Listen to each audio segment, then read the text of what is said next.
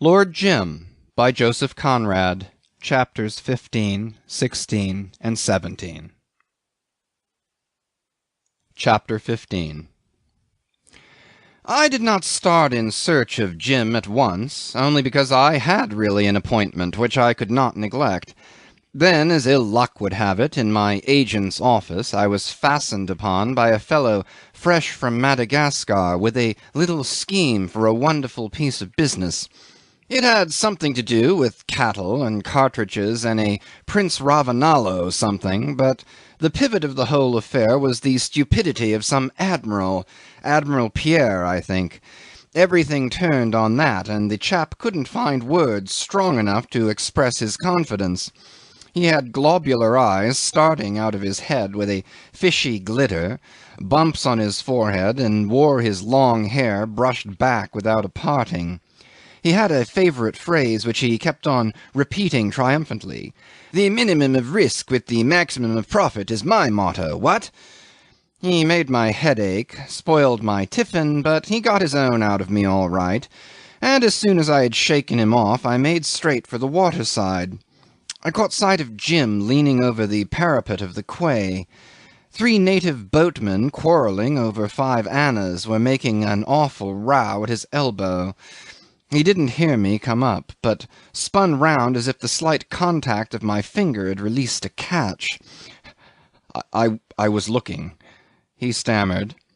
I don't remember what I said, not much anyhow, but he made no difficulty in following me to the hotel. He followed me as manageable as a little child, with an obedient air, with no sort of manifestation, rather as though he had been waiting for me there to come along and carry him off. I need not have been so surprised as I was at his tractability. On all the round earth, which to some seems so big and that others affect to consider as rather smaller than a mustard seed, he had no place where he could, what shall I say, where he could withdraw. That's it, withdraw. Be alone with his loneliness. He walked by my side, very calm, glancing here and there, and once turned his head to look after a city boy fireman with a cutaway coat and yellowish trousers, whose black face had silky gleams like a lump of anthracite coal. I doubt, however, whether he saw anything, or even remained all the time aware of my companionship, because if I had not edged him to the left here, or pulled him to the right there, I believe he would have gone straight before him in any direction till stopped by a wall or some other obstacle. I steered him into my bedroom, and sat down at once to write letters.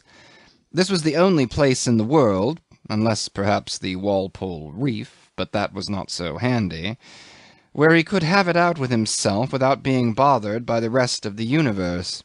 The damned thing, as he had expressed it, had not made him invisible, but I behaved exactly as though he were. No sooner in my chair, I bent over my writing desk like a medieval scribe, and, but for the movement of the hand holding the pen, remained anxiously quiet. I can't say I was frightened, but I certainly kept as still as if there had been something dangerous in the room, that at the first hint of a movement on my part would be provoked to pounce upon me. There was not much in the room. You know how these bedrooms are, a sort of 4-poster bedstead under a mosquito net, 2 or 3 chairs, the table I was writing at, a bare floor. A glass door opened on an upstairs veranda, and he stood with his face to it, having a hard time with all possible privacy. Dusk fell. I lit a candle with the greatest economy of movement, and as much prudence as though it were an illegal proceeding. There is no doubt that he had a very hard time of it, and so had I, even to the point, I must own, of wishing him to the devil, or on Walpole Reef at least. It occurred to me, once or twice, that, after all, Chester was perhaps the man to deal effectively with such a disaster. That strange idealist had found a practical use for it at once, unerringly, as it were. It was enough to make one suspect that maybe he really could see the true aspect of things that appeared mysterious or utterly hopeless to less imaginative persons. I wrote and wrote. I liquidated all the arrears of my correspondence, and then went on writing to people who had no reason whatever to expect from me a gossipy letter about nothing at all. At times I stole a sidelong glance. He was rooted to the spot, but convulsive shudders ran down his back. His shoulders would heave suddenly. He was fighting. He was fighting. Mostly for his breath, as it seemed. The massive shadows, cast all one way from the straight flame of the candle, seemed possessed of gloomy consciousness. The immobility of the furniture had to my furtive eye the air of attention. I was becoming fanciful in the midst of my industrious scribbling, and though, when the scratching of my pen stopped for a moment, there was complete silence and stillness in the room, I suffered from that profound disturbance and confusion of thought which is caused by a violent and menacing uproar, of a heavy gale at sea, for instance. Some of you may know what I mean, that mingled anxiety, distress, and irritation, with a sort of craven feeling creeping in. Not pleasant to acknowledge, but which gives quite a special merit to one's endurance. I don't claim any merit for standing the stress of Jim's emotions. I could take refuge in the letters. I could have written to strangers if necessary. Suddenly, as I was taking up a fresh sheet of notepaper, I heard a low sound, the first sound that, since we had been shut up together, had come to my ears in the dim stillness of the room. I remained with my head down, with my hand arrested. Those who have kept vigil by a sick bed have heard such faint sounds in the stillness of the night watches, sounds wrung from a racked body, from a weary soul. He pushed the glass door with such force that all the panes rang. He stepped out, and I held my breath, straining my ears without knowing what else I expected to hear. He was really taking too much to heart an empty formality which to Chester's rigorous criticism seemed unworthy the notice of a man who could see things as they were. An empty formality, a piece of parchment. Well, well. As to an inaccessible guano deposit, that was another story altogether.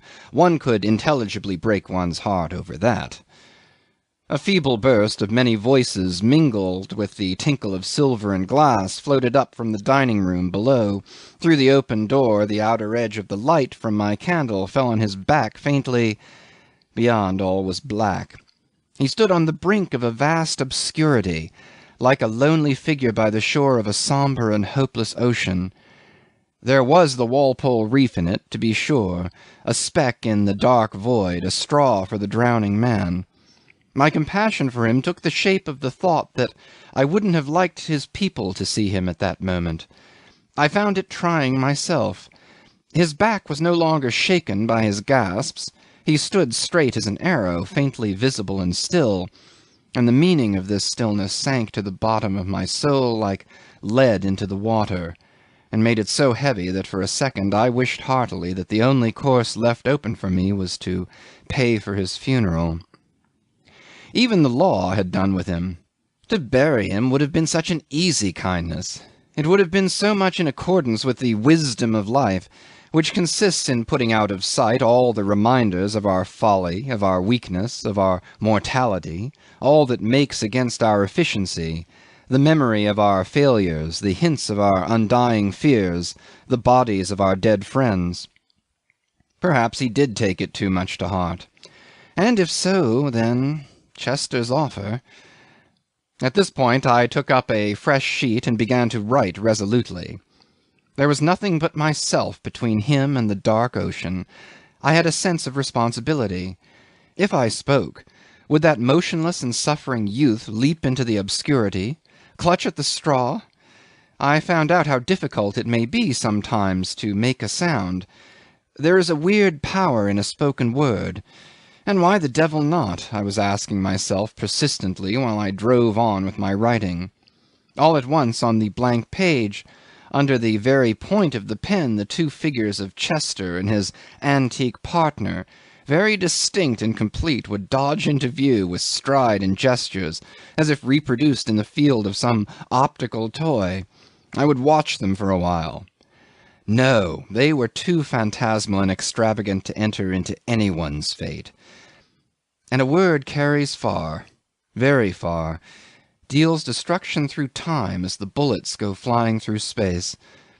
I said nothing, and he, out there with his back to the light, as if bound and gagged by all the invisible foes of man, made no stir and made no sound. Chapter 16. The time was coming when I should see him loved, trusted, admired, with a legend of strength and prowess forming round his name as though he had been the stuff of a hero. It's true, I assure you, as true as I'm sitting here talking about him in vain. He, on his side, had that faculty of beholding at a hint the face of his desire and the shape of his dream, without which the earth would know no lover and no adventurer. He captured much honour and an Arcadian happiness, I won't say anything about innocence, in the bush, and it was as good to him as the honour and the Arcadian happiness of the streets to another man. Felicity, how shall I say it, is quaffed out of a golden cup in every latitude. The flavour is with you alone, and you can make it as intoxicating as you please. He was of the sort that would drink deep, as you may guess from what went before. I found him, if not exactly intoxicated, then at least flushed with the elixir at his lips. He had not obtained it at once. There had been, as you know, a period of probation amongst infernal ship-chandlers, during which he had suffered, and I had worried about my trust, you may call it. I don't know that I am completely reassured now after beholding him in all his brilliance. That was my last view of him, in a strong light, dominating and yet in complete accord with his surroundings, with the life of the forests and with the life of men. I own that I was impressed, but I must admit to myself that after all this is not the lasting impression.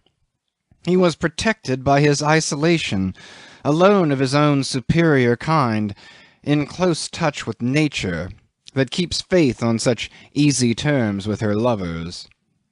But I cannot fix before my eye the image of his safety. I shall always remember him as seen through the open door of my room, taking perhaps too much to heart the mere consequences of his failure. I am pleased, of course, that some good, and even some splendour, came out of my endeavours, but at times it seems to me that it would have been better for my peace of mind if I had not stood between him and Chester's confoundedly generous offer.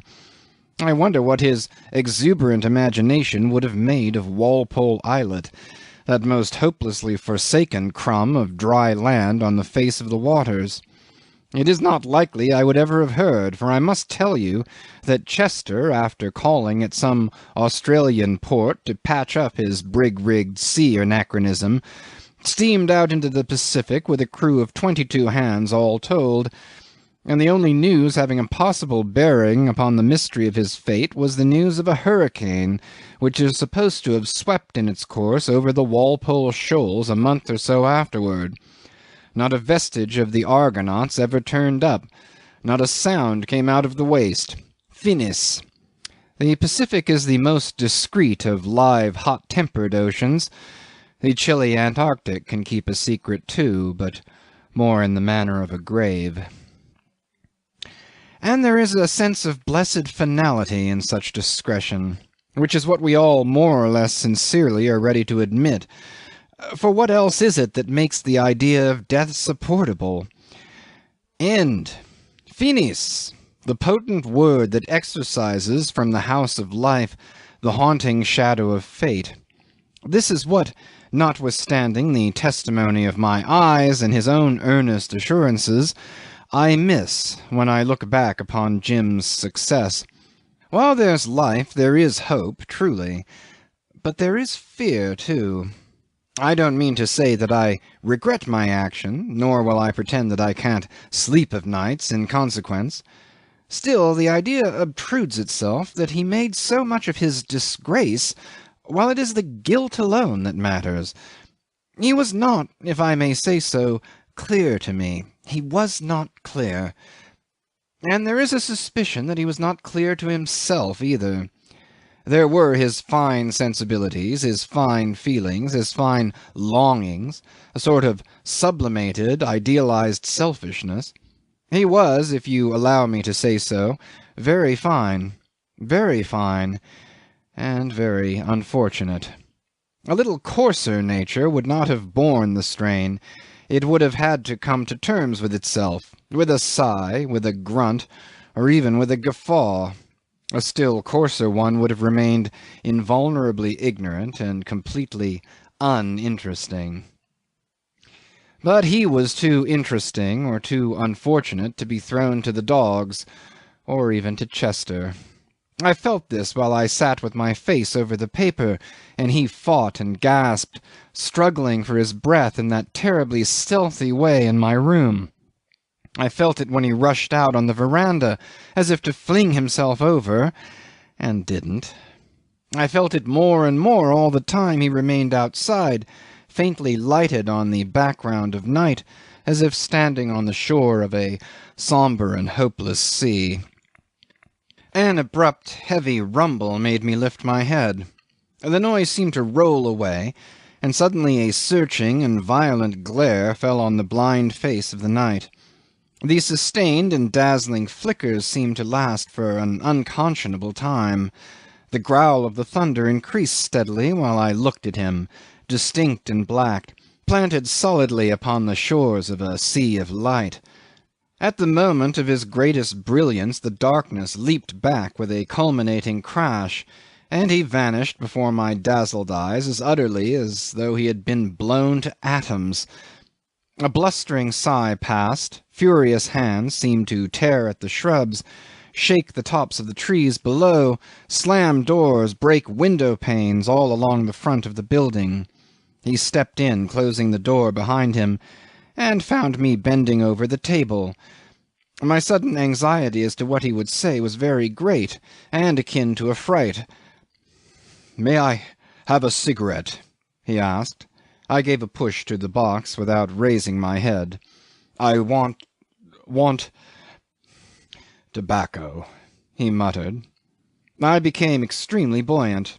"Just a moment," I grunted pleasantly.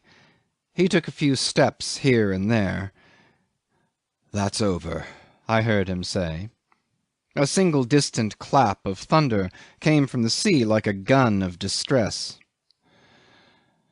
"The monsoon breaks up early this year," he remarked conversationally, somewhere behind me. This encouraged me to turn round, which I did as soon as I had finished addressing the last envelope. He was smoking greedily in the middle of the room, and though he heard the stir I made, he remained with his back to me for a time. "Come, I carried it off pretty well," he said, wheeling suddenly. "Something's paid off. Not much. I wonder what's to come." His face did not show any emotion, only it appeared a little darkened and swollen, as though he had been holding his breath.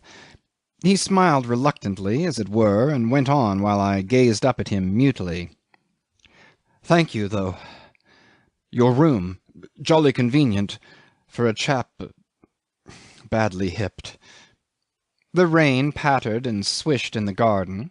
A water pipe, it must have had a hole in it, performed just outside the window a parody of blubbering woe, with funny sobs and gurgling lamentations, interrupted by jerky spasms of silence. "A bit of shelter," he mumbled, and ceased. A flash of faded lightning darted in through the black framework of the windows and ebbed out without any noise. I was thinking how I had best approach him. I did not want to be flung off again, when he gave a little laugh. No better than a vagabond now. The end of the cigarette smouldered between his fingers. "Without a single, he pronounced slowly. "And yet." He paused. The rain fell with redoubled violence. "Some day one's bound to come upon some sort of chance to get it all back again. Must, he whispered distinctly, glaring at my boots. I did not even know what it was he wished so much to regain, what it was he had so terribly missed.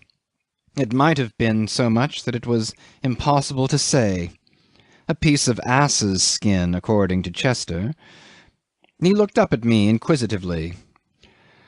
Perhaps, if life's long enough, I muttered through my teeth with unreasonable animosity. Don't reckon too much on it. Jove, I feel as if nothing could ever touch me, he said in a tone of sombre conviction. If this business couldn't knock me over, then there's no fear of there being not enough time to climb out. And he looked upwards. It struck me that it is from such as he that the great army of waifs and strays is recruited, the army that marches down, down into all the gutters of the earth. As soon as he left my room, that bit of shelter, he would take his place in the ranks and begin the journey toward the bottomless pit. I, at least, had no illusions, but it was I, too, who a moment ago had been so sure of the power of words, and now was afraid to speak, in the same way one dares not move for fear of losing a slippery hold. It is when we try to grapple with another man's intimate need that we perceive how incomprehensible, wavering, and misty are all the beings that share with us the sight of the stars and the warmth of the sun. It is as if loneliness were a hard and absolute condition of existence. The envelope of flesh and blood on which our eyes are fixed melts before the outstretched hand, and there remains only the capricious, unconsolable, and elusive spirit that no eye can follow, no hand can grasp. It was the fear of losing him that kept me silent, for it was borne upon me suddenly and with unaccountable force that should I let him slip away into the darkness, I would never forgive myself. Well, thanks once more. You've been uncommonly... Really, there's no word to... uncommonly. I don't know why, I am sure. I'm afraid I don't feel as grateful as I would if the whole thing hadn't been so brutally sprung on me.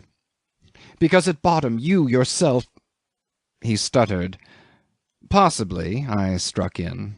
He frowned. All the same, one is responsible. He watched me like a hawk. And that's true too, I said. Well, I've gone with it to the end, and I don't intend to let any man cast it in my teeth without resenting it. He clenched his fist. There's yourself, I said, with a smile. Mirthless enough, God knows. But he looked at me menacingly. That's my business, he said. An air of indomitable resolution came and went upon his face like a vain and passing shadow. Next moment he looked a dear good boy in trouble, as before. He flung away the cigarette. Good-bye, he said, with the sudden haste of a man who had lingered too long in view of a pressing bit of work waiting for him. And then, for a second or so, he made not the slightest movement. The downpour fell with the heavy, uninterrupted rush of a sweeping flood, with a sound of unchecked, overwhelming fury that called to one's mind the images of collapsing bridges, of uprooted trees, of undermined mountains. No man could breast the colossal and headlong stream that seemed to break and swirl against the dim stillness in which we were precariously sheltered as if on an island. The perforated pipe gurgled, choked, spat, and splashed in odious ridicule of a swimmer fighting for his life. It is raining, I remonstrated, and rain or shine, he began brusquely, checked himself, and walked to the window. Perfect deluge, he muttered after a while. He leaned his forehead on the glass. It's dark, too. Yes, it is very dark, I said. He pivoted on his heels, crossed the room, and had actually opened the door leading into the corridor before I leaped up from my chair. Wait, I cried. I want you to... I can't dine with you again tonight," he flung at me, with one leg out of the room already. "I haven't the slightest intention to ask you," I shouted. At this he drew back his foot, but remained mistrustfully in the very doorway. I lost no time in entreating him earnestly not to be absurd, to come in and shut the door. Chapter 17. He came in at last, but I believe it was mostly the rain that did it. It was falling just then with a devastating violence which quieted down gradually while we talked. His manner was very sober and set. His bearing was that of a naturally taciturn man possessed by an idea. My talk was of the material aspect of his position. It had the sole aim of saving him from the degradation, ruin, and despair that out there closed so swiftly upon a friendless, homeless man. I pleaded with him to accept my help. I argued reasonably, and every time I looked up at that absorbed, smooth face, so grave and youthful, I had a disturbing sense of being no help, but rather an obstacle to some mysterious, inexplicable, impalpable striving of his wounded spirit. "I suppose you intend to eat and drink and to sleep under shelter in the usual way," I remember saying with irritation. "You say you won't touch the money that is due to you." He came as near as his sort can to making a gesture of horror. There were 3 weeks and 5 days' pay owing to him as mate of the Patna. "Well, that's too little to matter anyhow. But what will you do to-morrow? Where will you turn? You must live." "That isn't the thing," was the comment that escaped him under his breath. I ignored it and went on combating what I assumed to be the scruples of an exaggerated delicacy. "On every conceivable ground," I concluded, "you must let me help you." "You can't," he said very simply and gently, and holding fast to some deep idea which I could detect shimmering like a pool of water in the dark, but which I despaired of ever approaching near enough to fathom. I surveyed his well-proportioned bulk. "At any rate," I said, "I am able to help what I can see of you. I don't pretend to do more." He shook his head sceptically without looking at me. I got very warm. "But I can," I insisted. "I can do even more. I am doing more. I am trusting you." "The money," he began. "Upon my word, you deserve being told to go to the devil," I cried, forcing the note of indignation. He was startled, smiled, and I pressed my attack home. "It isn't a question of money at all. You are too superficial," I said, and at the same time I was thinking to myself, well, here goes, and perhaps he is after all. "Look at the letter I want you to take. I'm writing to a man of whom I've never asked a favour, and I'm writing about you in terms that one only ventures to use when speaking of an intimate friend. I make myself unreservedly responsible for you. That's what I am doing. And really, if you will only reflect a little what that means." He lifted his head. The rain had passed away. Only the water pipe went on shedding tears with an absurd drip drip outside the window. It was very quiet in the room, whose shadows huddled together in corners away from the still flame of the candle flaring upright in the shape of a dagger. His face after a while seemed suffused by a reflection of a soft light, as if the dawn had already broken. "Jove!" he gasped out. "It is noble of you." Had he suddenly put out his tongue at me in derision, I could not have felt more humiliated. I thought to myself, serve me right for a sneaking humbug. His eyes shone straight into my face, but I perceived it was not a mocking brightness. All at once he sprang into jerky agitation, like one of those flat wooden figures that are worked by a string. His arms went up, then came down with a slap. He became another man altogether.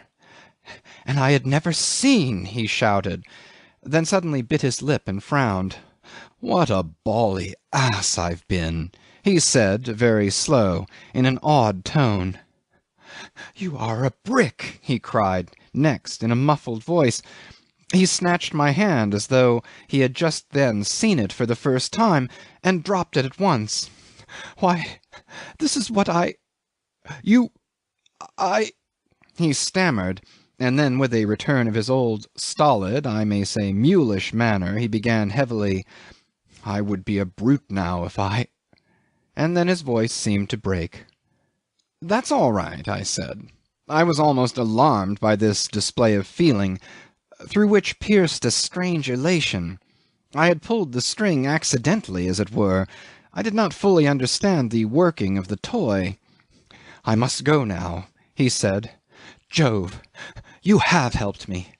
Can't sit still. The very thing. He looked at me with puzzled admiration. The very thing. Of course, it was the thing. It was 10 to 1 that I had saved him from starvation, of that peculiar sort that is almost invariably associated with drink. This was all. I had not a single illusion on that score. But looking at him, I allowed myself to wonder at the nature of the one he had, within the last 3 minutes, so evidently taken into his bosom. I had forced into his hands the means to carry on decently the serious business of life, to get food, drink, and shelter of the customary kind, while his wounded spirit, like a bird with a broken wing, might hop and flutter into some hole to die quietly of inanition there. This is what I had thrust upon him, a definitely small thing, and, behold, by the manner of its reception it loomed in the dim light of the candle like a big, indistinct, perhaps a dangerous shadow. You don't mind me not saying anything appropriate, he burst out. There isn't anything one could say. Last night already you had done me no end of good. Listening to me, you know. I give you my word, I've thought more than once that the top of my head would fly off. He darted, positively darted here and there, rammed his hands into his pockets, jerked them out again, flung his cap on his head. I had no idea it was in him to be so airily brisk. I thought of a dry leaf imprisoned in an eddy of wind, while a mysterious apprehension, a load of indefinite doubt, weighed me down in my chair. He stood stock still, as if struck motionless by a discovery. You have given me confidence, he declared soberly. Oh, for God's sake, my dear fellow, don't, I entreated, as though he had hurt me. All right, I'll shut up now and henceforth. Can't prevent me thinking, though. Never mind. I'll show yet. He went to the door in a hurry, paused with his head down, and came back, stepping deliberately. I always thought that if a fellow could begin with a clean slate, and now you, in a measure, yes, clean slate. I waved my hand, and he marched out without looking back. The sound of his footfalls died out gradually behind the closed door, the unhesitating tread of a man walking in broad daylight. But as to me, left alone with the solitary candle, I remained strangely unenlightened. I was no longer young enough to behold at every turn the magnificence that besets our insignificant footsteps in good and in evil. I smiled to think that after all it was yet he of the two of us who had the light, and I felt sad. A clean slate, did he say? As if the initial word of each our destiny were not graven in imperishable characters upon the face of a rock. End of chapters 15, 16, and 17.